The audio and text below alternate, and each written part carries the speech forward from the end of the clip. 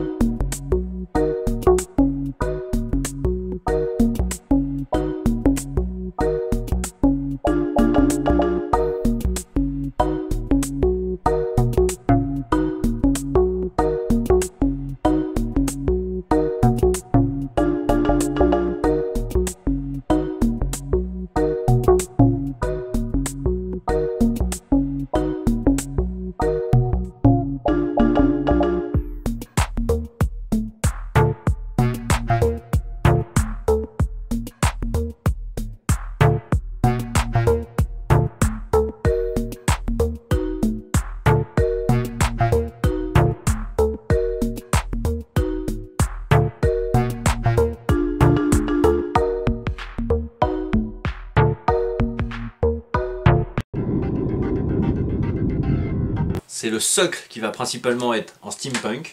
J'ai choisi tout simplement un petit, je sais plus comment s'appelle ce petit récipient là, pour manger les verrines, sur lequel je suis venu coller des formes d'écrou et des formes différentes en pâte Fimo qui sèche à l'air libre hier. Je vais bomber le tout en noir et faire des reliefs à la peinture en cuivre, et ensuite on viendra reposer quelques petites choses dessus. Notre coupole viendra se positionner de façon légèrement décalée, collée dessus. Pour le Pokémon, je l'ai fait en pâte Fimo. Si comme moi la pâte Fimo c'est pas encore trop ça, partez sur un Pokémon simple comme un Aspico, un Chenipan, ce genre de choses. Moi je suis parti sur un Topiqueur, hein, on peut vraiment pas dire que ce soit compliqué à faire. Et puis bah c'est parti, decoration.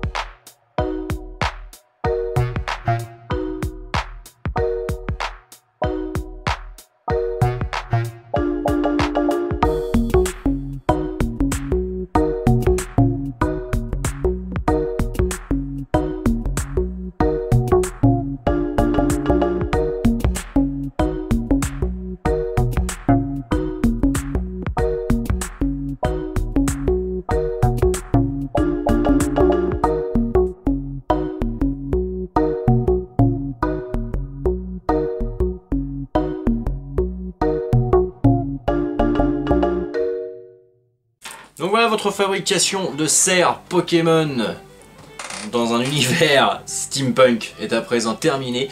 Comme je vous l'ai dit, j'ai fait vraiment au plus simple pour que ce soit reproduisable par tous.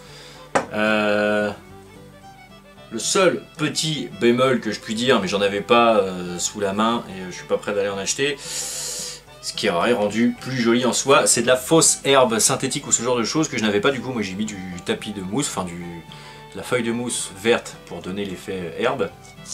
Mais bon, c'est le seul truc. Et peut-être, je pensais que ça aurait rendu plus sympa, j'aurais pu peindre avant le dessous de la boule d'une autre couleur que blanc.